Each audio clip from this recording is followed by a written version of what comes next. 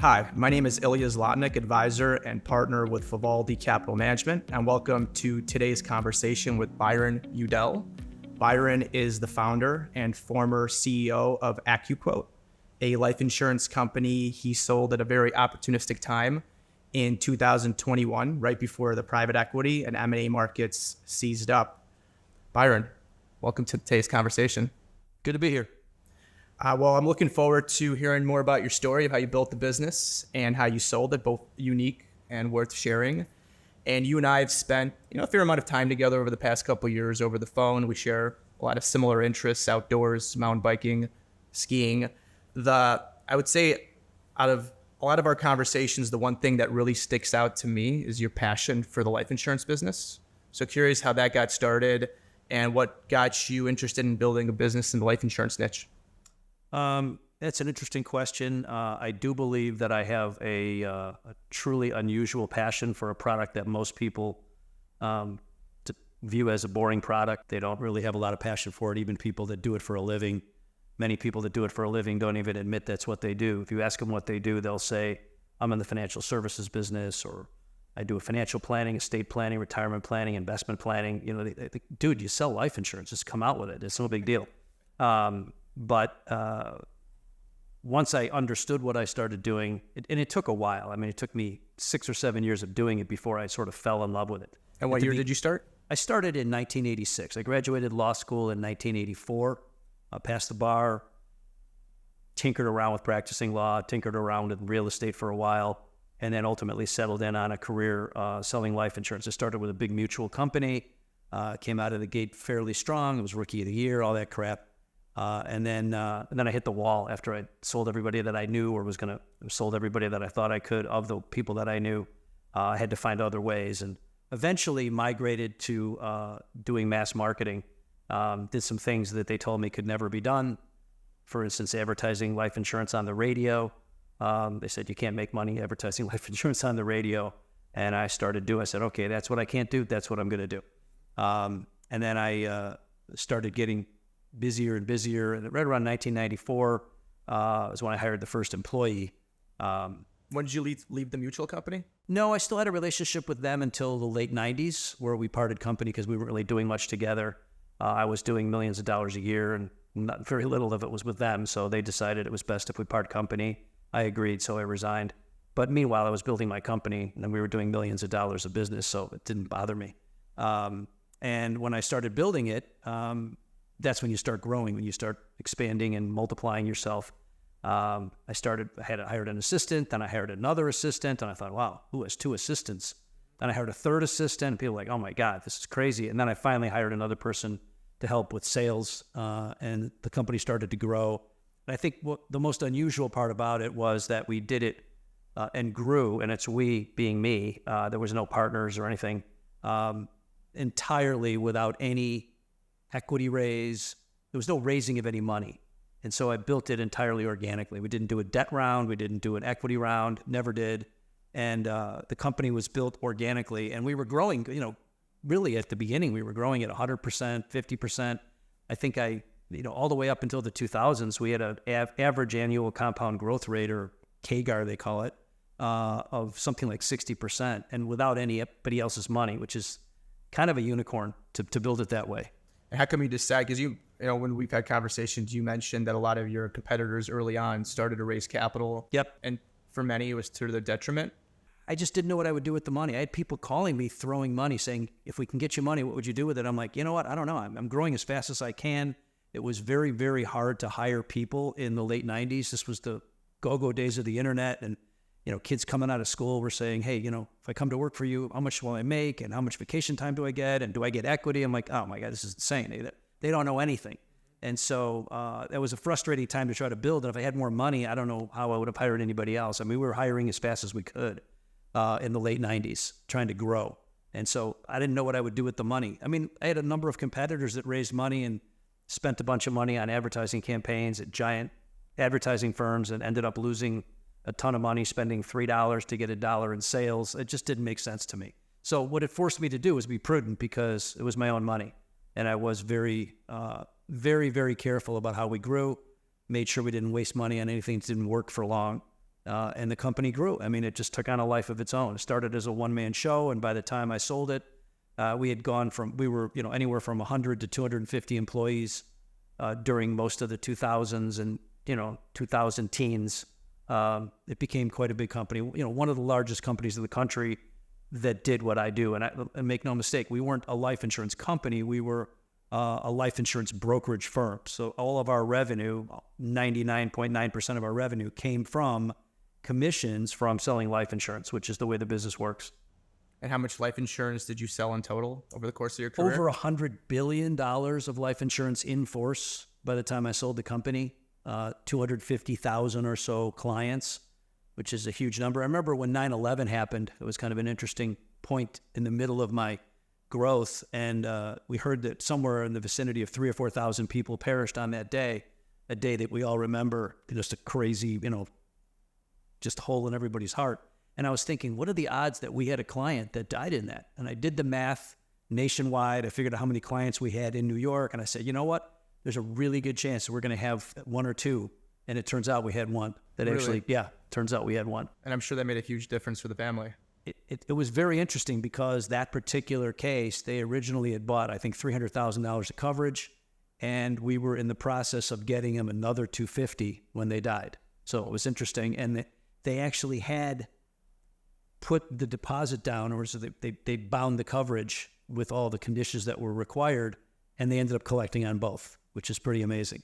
So that felt pretty good, but it's never enough. I mean, $550,000 for someone that works in those towers in New York. I mean, it's not going to replace the economic value. Yeah, for sure. Yeah. It makes me think about my situation. I got 2 young ones at home, and before you have kids, you don't think too much about life insurance. Who would? Yeah. But now that you understand that if something happens to me, what impact that would have on their lives financially for the rest of their lives. Well, you can't replace a father. I can't replace a father. I can't replace a husband. But what I can do, if people let me, is replace the economic value of someone's life. And I often ask people, if I were to write you a check right now for all the life insurance that you own, so think about how much you own. Just put it in your head. Say, I got some at work for free, and I got some. You're going to tell me I don't have enough. That's what you're going to tell me. Nobody has enough. But if you add it all up, would you work the rest of your life for no pay?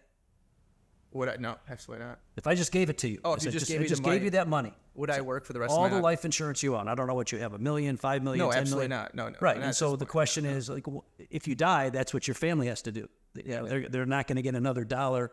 The day you die, you're going to get your final paycheck, and that's the end of it. And so if you had a house let's say your house is worth $1 million, and let's say you had a property casualty agent that said, I think we should insure you for $250,000. If your house burns down, if a plane crashes into it, and the house is totaled, you would get a check for $250,000. You'd be like, you'd be like, I need a new agent. My agent's an idiot. Why would I insure an asset that's $1 million asset for $250,000? That's crazy. But the biggest asset, the greatest asset that you have, you're a young guy, is your ability to make a living and what you're going to earn the rest of your life. Your future earnings are the single biggest asset you have, in way more than anything you may have saved, anything you've accumulated, your house, your car, your savings accounts, your investment accounts. Add them all up. They don't add up to what you're going to make the rest of your life. And so that's what life insurance can do. And the thing is, for a young guy like you, it's 50, 60 cents, $1,000 per year for term insurance. It just makes no sense not to have as much as you can buy. Yeah. And it's one of the few things that are absolutely guaranteed as long as you make the payments. That's correct. Right? Yeah. Once you get it in force, they can't take it away from you as long as you make the payments. So if your health changes, they don't change the price on you during the period of time it's guaranteed. You can guarantee your age, you can guarantee up to 40 years. And you can actually guarantee it for life, but in term insurance, it goes up to 40 years. Mm-hmm. I'm going to jump around a little bit. One thing you mentioned earlier is you started off, you graduated in the mid-'80s as a lawyer from law school. You did some real estate, and then you got into life insurance. Why that jump? Why go to law school and then all of a sudden end up in the life insurance business? Well, I went to law school because I actually thought I wanted to be a lawyer. I'd seen a bunch of those fun law television shows like LA Law, those kinds of. Now they have Suits.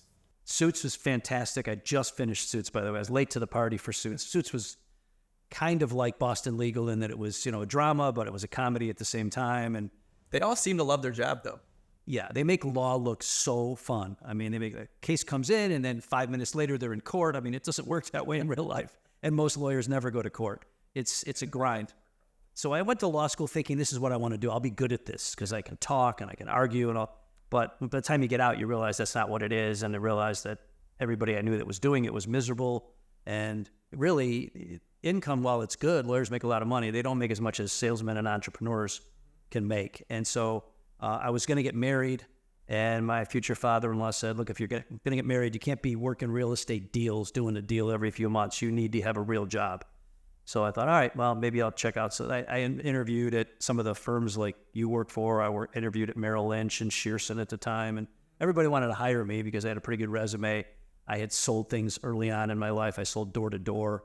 And I ultimately took the job at New York Life. I don't know why I did. My dad worked there. So I thought, okay, at least I got somebody's got my back in terms of learning how this game works. And they were already getting in securities too. They had mutual funds and things to sell. So I thought, I'll try this. I didn't have any particular burning desire to get into it. In fact, when you go to a kindergarten class and you ask the kindergartners, what do you want to be when you grow up? They'll say, I want to be a fireman. I want to be a doctor. I want to be a lawyer. I want to be a painter, whatever. There's not one in the entire world that says, I want to be a life insurance salesman. So it's unusual. The industry is much maligned, much misunderstood. But at the end of the day, we're a godsend to our clients. We really are. I mean, when someone dies, is the lawyer, the family important? Yes. The accountant important? No. I got to tell you, you go to a funeral for one of your clients and there's 300 people at the funeral. If it's a big one, I was just at one a couple of weeks ago. There was only like 30, 40 people there. But when you go to a big one, everybody's there. They're bringing flowers. They're bringing corned beef trays. They're bringing cookies. They're bringing GoFundMe donations. I'm the only guy that's bringing a check for $500,000 or $1 million tax-free. I mean, the surviving spouse, the widows, they're looking for me. I'm the most important person in their life instantaneously when the breadwinner dies. It's an amazing responsibility. It needs to be done right. And, if we do nothing else right, we got to get the face amount right. What kind you buy, what company you buy, sure, we want to find you the best deal. And I made my living finding people the best deal on life insurance. But at the end of the day, we got to get that face amount right. Well, it's a good feeling to be able to deliver that at that time. It's one of those MasterCard priceless moments. Yeah. I can't put it into words how important it is. Yeah, absolutely. And because very few people actually go out searching, I feel like, for life insurance. It usually has to come to that. It's a product that's sold, not bought, generally. That's correct. I mean, I took it halfway in that we advertised, and so most of the people that me and my people were talking to on a daily basis, 98% of those, well, almost 100% of them, had reached out to us as a result of some sort of outreach, magazine, newspaper, internet, television, radio, some sort of mass marketing. I'm in the market. I'm looking for life insurance. So we're already looking now. It's just a matter of which one, what kind, and then from whom, and who's going to represent you. We were independent brokers. We had multiple carriers on the platform. I still do to this day. And I still do personal business, even though I don't own the company anymore. I'm still able to write personal business as long as I don't compete with the company that I sold. I signed a 5-year non-compete when we sold the company. Mm-hmm.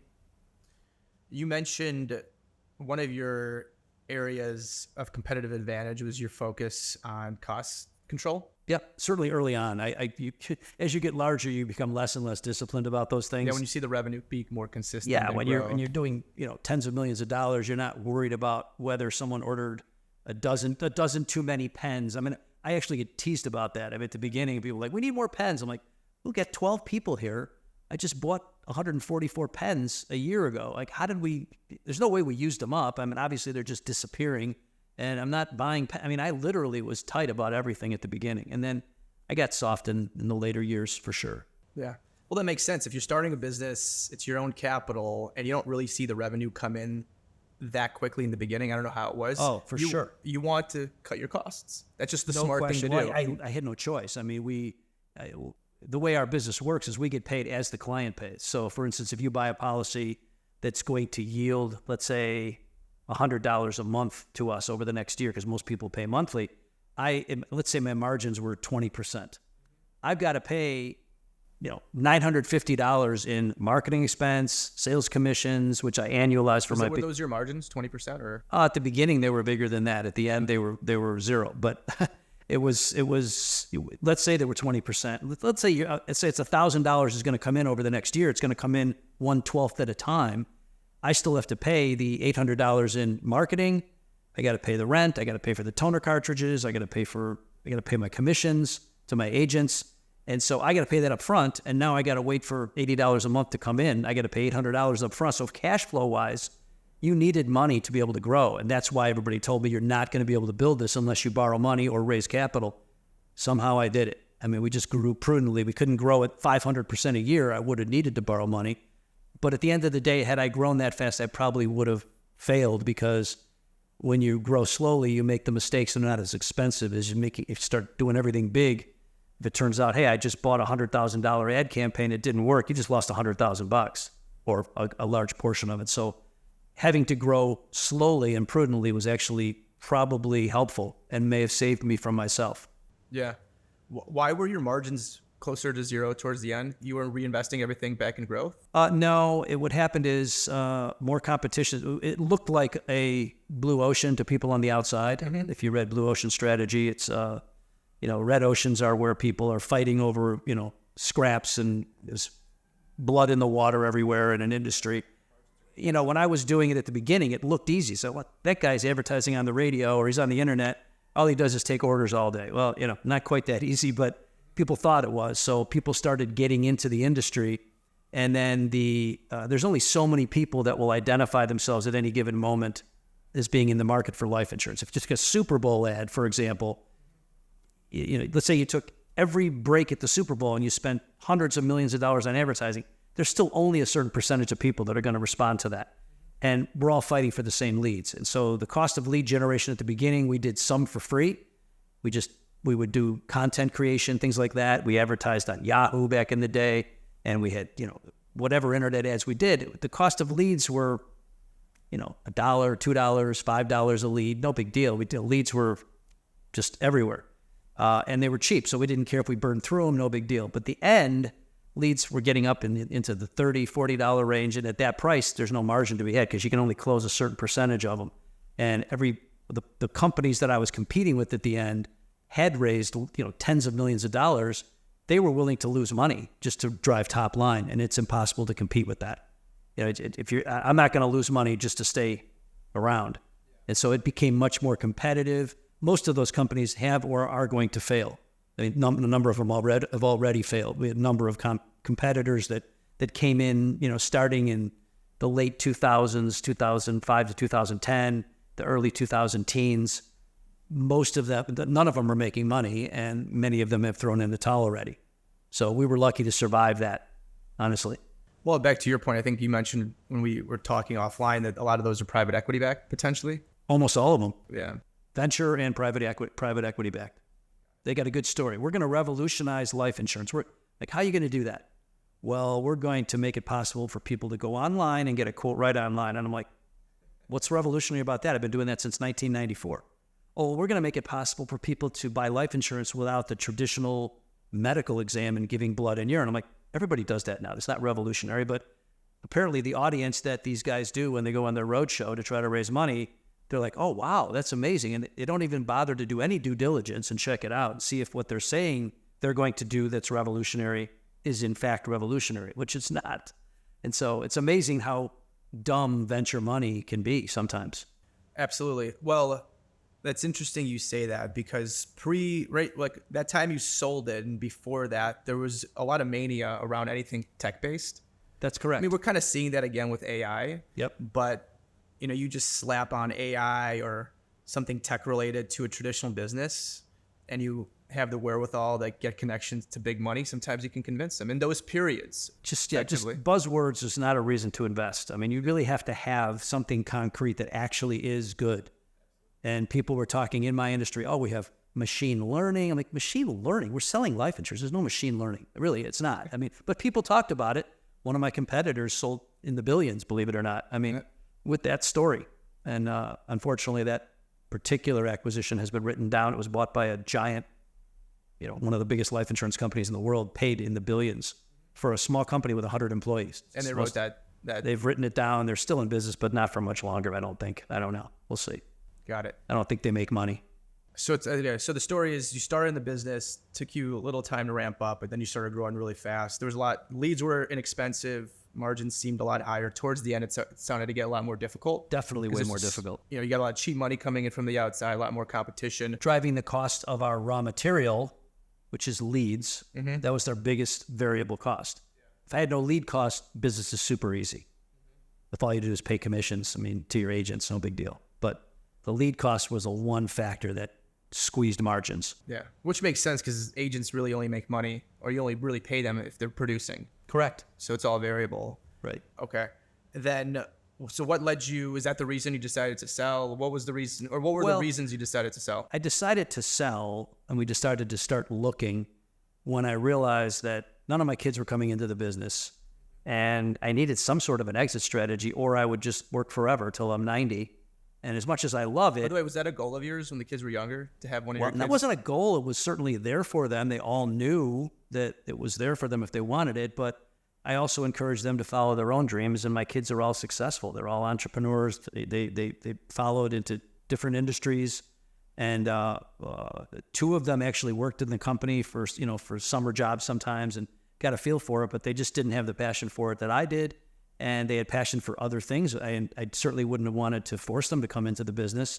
And frankly, it's a tough business. I'm glad they didn't come into it. I'm not sure whether it would have been a good idea. But so I thought, you know what, maybe it's time. And so we began to explore. But at the time I was trying to sell it, our margins were gone. We were not making any money. And so there was no opportunity whatsoever to sell to a PE buyer. They're looking to buy earnings. They're looking to do roll-ups. They're looking to do things to make money. Nobody's interested in buying companies that are losing money or breaking even.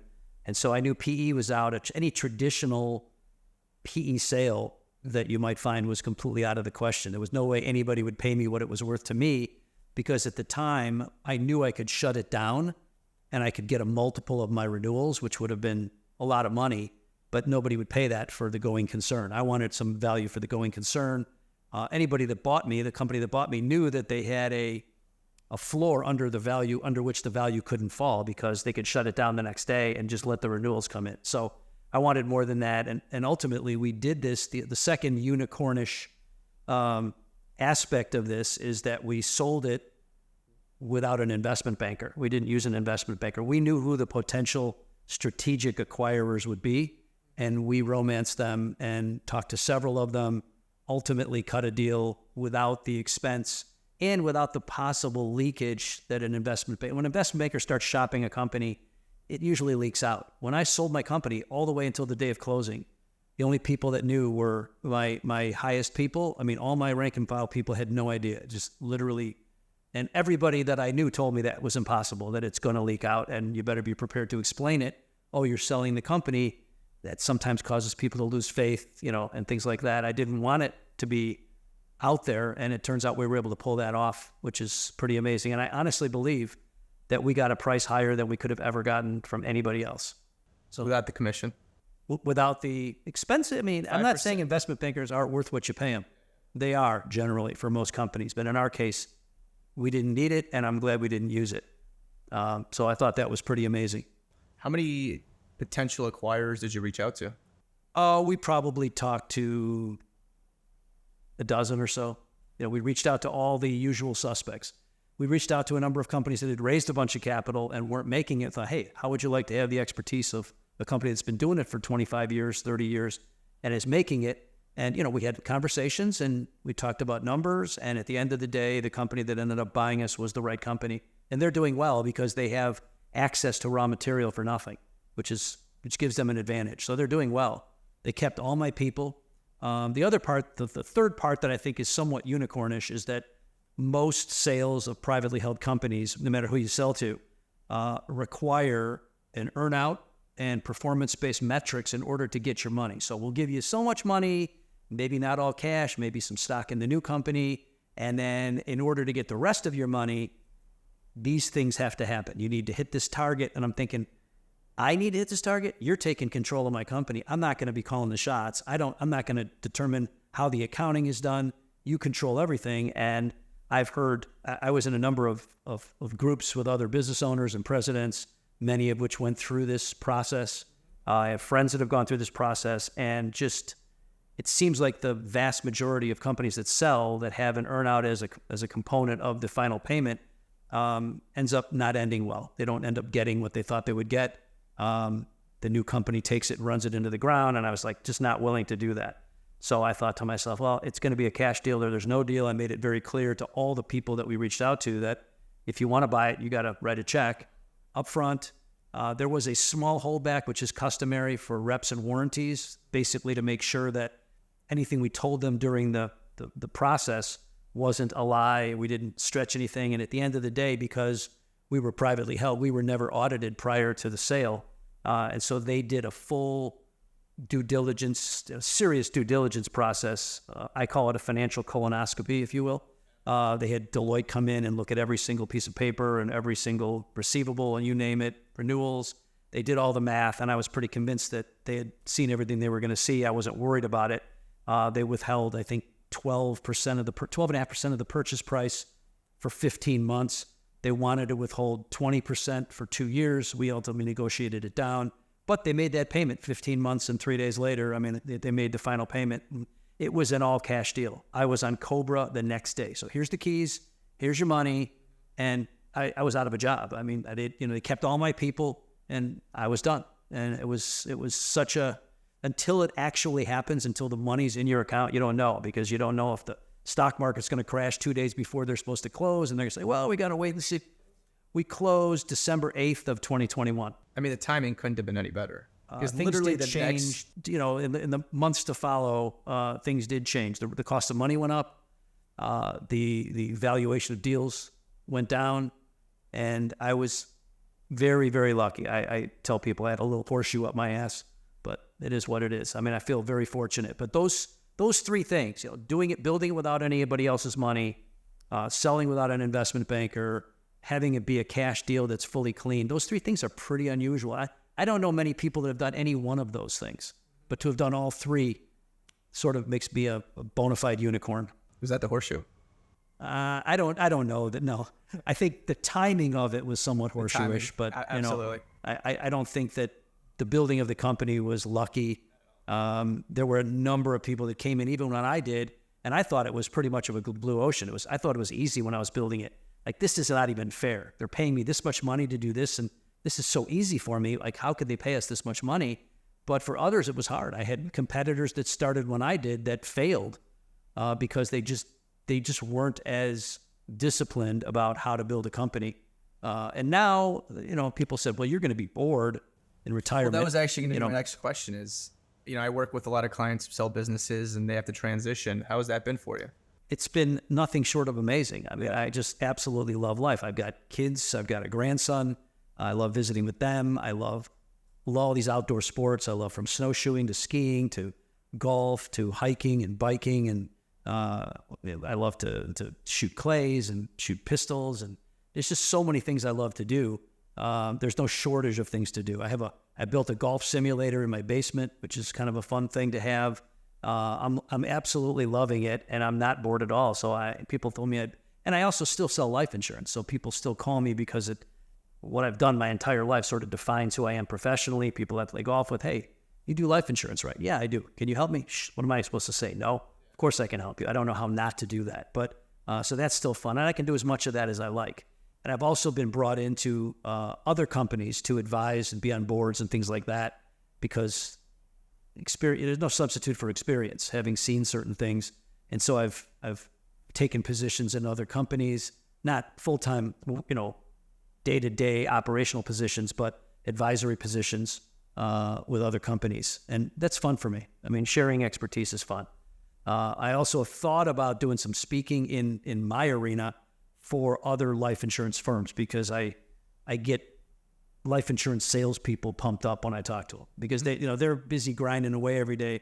They forget how amazing the product that we sell is. And you spend a couple hours with me and all of a sudden it's like your batteries recharge and you realize, hey, I'm out doing a good thing. I'm not torturing people. I'm helping people. No, I know I've been on the call with you before and we're talking about life insurance. As soon as I'm off, I'm out reaching out to clients, be like, maybe you should increase your life insurance. It's always amazing to me how little talk there is about that from people in your industry, because when clients die, if they're worth a lot of money, there's going to be some bills to pay, sometimes estate taxes, and you get paid based on assets under management. So where's that money going to come from to pay the IRS? If they're worth $100 million, it's going to come right out of the money you manage. And on the other hand, if you have life insurance to offset those expenses, not only do you end up managing more money, but a week or two after the person dies, now you have an ability to show up to the family with, hey, here's $20 million. We worked on this with Bill, and we arranged this. You're going to get a bill from the IRS pretty soon, but we've offset it and more. And all of a sudden, now you're the hero instead of someone else being the hero. Plus, there's revenue in it.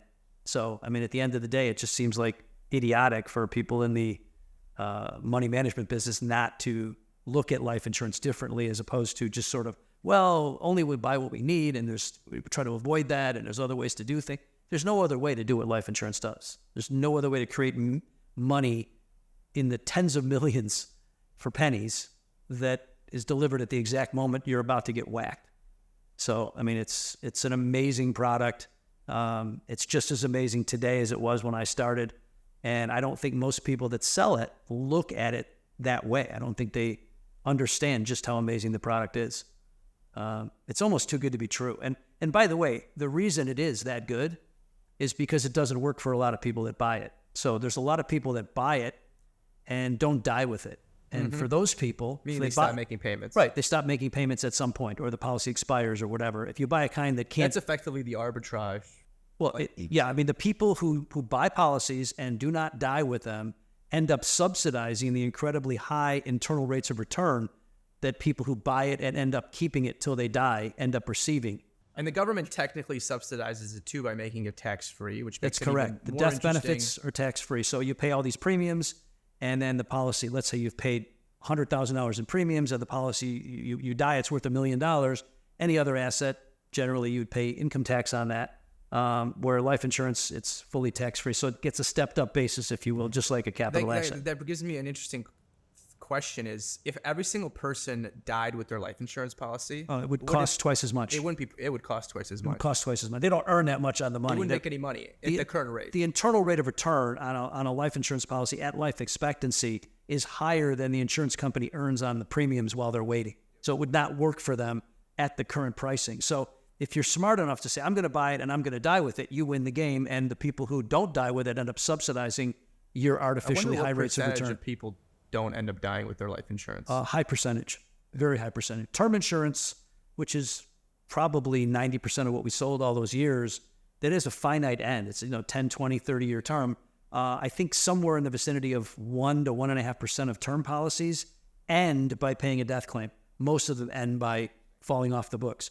Even permanent insurance, whole life, universal life, variable life, there's lots of different kinds of permanent insurance that are designed to last forever, but people buy them with the best of intentions, and then for whatever reason, they forget to pay a premium. Sometimes their wife runs off with another guy. Sometimes they just lose their job, and it's like, well, do I pay this $9,000 life insurance bill, or do I buy food and feed my kids? Well, I don't know about you, but I'm feeding my kids. I don't blame them. And then it falls off the books. Well, they may buy it back when they get back on their feet, but that original policy was nothing but profit for the life insurance company. So they don't end up paying a claim on that one. Most of them do not end up paying a claim. However, we presided during my career over thousands of death claims because I had hundreds of thousands of clients. So people do die. I could tell you that it's just an amazing product. I mean, the claim comes in. There's no argument like when you have crappy car insurance. You try to make a claim and the car insurance company's arguing, well, you got to go to this body shop and we're not going to reimburse you the whole thing, or, there's deductible. I mean, if you're dead, you're dead. They just pay. That's it. I mean, it's like there's a check coming. Unless you've defrauded them and lied about, if you have cancer and you don't tell them, then you got a problem. But if you tell the truth and the policy gets issued, you could die in 20 minutes and they'll pay you in 20 more minutes. I mean, it's pretty amazing. Yeah. So it just, the product does work. And it's the law of large numbers. They make money. They don't make a lot of money on all the money that's traveling in both directions. But for the people that do die, it's just a godsend. And you don't know when your number's coming up. People, nobody ever seems to die at the right time. And to me, I don't understand people not having it unless they don't care half the country doesn't own any individually purchased life insurance. If they have any life insurance, it's token amount they get free at work. Half the country. I'm thinking, and a lot of my competitors and a lot of the industry for years has been saying, well, how do we get all these people who need life insurance to buy it that don't have it? Well, here's the deal. The only people that buy life insurance are people who care about other people. And so if you're a narcissist and you don't care about other people, nothing I say is going to make sense. And it sounds something like this. They say, well, I don't believe in life insurance. Well, it's not a religion. I mean, you don't believe it. What do you mean you don't believe? Well, my father died and didn't leave anything. It was fine for me. And, I'm thinking, well, you got 3 young kids under 10. If you don't believe in life insurance, that's fine. We can still play golf together. We can still be friends. Just nothing I say professionally is going to make sense to you. And I can't trick you into caring if you don't care. So the reason why half the country doesn't have it is that they don't want it. It's not too difficult to find. It's not too expensive. I mean, a 40-year-old male, the typical middle of the bell curve of life insurance buyers, got 3 young kids in elementary school, let's say at age 40. They can buy $1 million of life insurance with a 20-year guarantee for $650 a year or $60 a month or something like that. $1 million of life insurance. I mean, why not have it? It makes no sense not to have it. It's a no-brainer. It's not too expensive. It's not difficult. Nowadays, that 40-year-old, 85% of the time, if they're healthy, they don't even need to be examined. I mean, it's just you call on the phone, you answer a few questions, and you fill out some electronic forms. You hit I agree, and then 2 weeks later, you got your policy, and you electronically pay for it, and you're done. I mean, and if you die, your family's getting $1 million tax-free. You'd have to earn $1.5 million at least to have $1 million left. I mean, that's an amazing thing for, the price of not even a cup of coffee a day. Are you kidding me? I mean, it's an amazing product. It really is. Well, one thing you got me motivated to do is upfront, as part of our planning onboarding, we always look at life insurance for clients, but we also do an annual follow-up on different planning topics. Like last year we did estate planning. This year we did P&C insurance. Or last year we did P&C in 2023. So this year we'll do life insurance. We'll re-review everybody's life insurance policy. And I do want to say that, part of what I did, I can take credit for because people were willing to follow me into battle because of my passion. But at the end of the day, that gift allowed me to attract some people over the years. Some people stayed with me for 20, 25 years. And I got lucky. I had some good people helping me along the way. Had I not been me, maybe those people might not have stayed, and maybe people left because of me. I don't know. I'm not perfect, but I was able to attract and retain some people that started at the bottom. In fact, the guy who's the president of the company to this day started with me making, probably $25,000 a year, just didn't know anything about the business, ended up moving through all the jobs and ultimately became the president of the company. So that was really fun. We had people start at minimum wage, doing data entry, ended up being the head of my IT department. I mean, it was pretty amazing how some people were able to keep some people, and some people took that opportunity and grew with us. Other people came and left and used it as a feather in their cap, learned how to do things, and got a lot of successful entrepreneurs that are that were proteges of our system and are out there doing this successfully on their own, and I'm proud of that. I still keep in touch with many of them. One of the things that made me the proudest all those years, this is pretty unusual, is that over the years we had hundreds of people come and go, but we had something like 40 people during the period I owned the company that had come back. So people that have quit or been fired and ended up coming back. That doesn't happen at companies very often. In fact, it's hard to even think of anybody that's ever done that other than at my company, which leads me to believe that when they left, they thought everybody thinks that the grass is greener somewhere else. And when they come back, it's sort of like it's like vindication. Like, okay, well, things weren't quite as easy as you thought they'd be to go do it on your own, and they came back. That was really fun. One guy came back twice, I think. Left, came back, left again, and came back again. Can you imagine? That always made me proud. Whenever we'd have a negative Glassdoor review, I always cited that in my response, saying, listen, you may think that the opportunity isn't as good as somewhere else, but at the end of the day, we've had 40 people come back. So, how bad could things be? It's interesting you say that because you built a platform for people to be successful on. Mm-hmm. And sometimes when they're successful on that platform and they see that they're giving up more than they think they should be. Correct. It's on exactly their revenue. They're like, oh, I could do that myself. But they don't realize how valuable that platform is. Oh my God. And without the platform, they might be nothing effective. Well, I mean, most of them don't have the means. They're not willing to risk their a whole house. different skill set. Yeah, I mean, whole different skill set. You have to wear all the hats when you're on your own. When they were working for me, they needed to know their job. If they were in sales, which is what we're generally thinking about and talking about and inferring, in sales, I mean, all they had to do was pick up the phone and get people to say yes. And the rest of it was, and they hadn't taken an application, which was nothing, but the rest of it was done for them. All the lead generation, finding interested parties to talk to, managing the cases, getting the cases to pay, doing the commission accounting, doing the marketing, the HR, the benefits, all the licensing. That was all done for them. Now they got to go out and they got to go get their licenses. That costs, if you want to license yourself in all 50 states in life insurance and you want to be able to advertise on the internet and get leads from all over the country, that's an $8,000 operation, with a lot of paperwork. And then you have to manage all the cash flow. There's a lot to it. And people found out pretty quickly, and I talked to one last week who left maybe 4 or 5 years ago maybe, and he's on his own, and he said, look, it's been a real struggle. I mean, he's going to make it. He's going to be fine. He's got a lot of talent, but he's like, man, I didn't realize how much these leads cost and, how crazy it is to spend, if you're spending $40 a lead and you buy 5 leads in a day and you don't sell anybody, you're down 200. It's not only you're making more or making less or breaking even, you lost $200. It is what it is. Absolutely. Well, it was good to have you join. It was a fun story. It's a fun story to share, and I can understand why, why some companies are fascinated with, especially business owners, entrepreneurs, other business owners want to hear the story. They want to think, what did you do? How did you do it? And, can you help me in some way, either by being on a board or just being an advisor or whatever. That's fun for me. It seems a waste to just have this knowledge and not share it with people. I look forward to hopefully skiing and doing some mountain biking together soon. Yeah, we got to get out there again.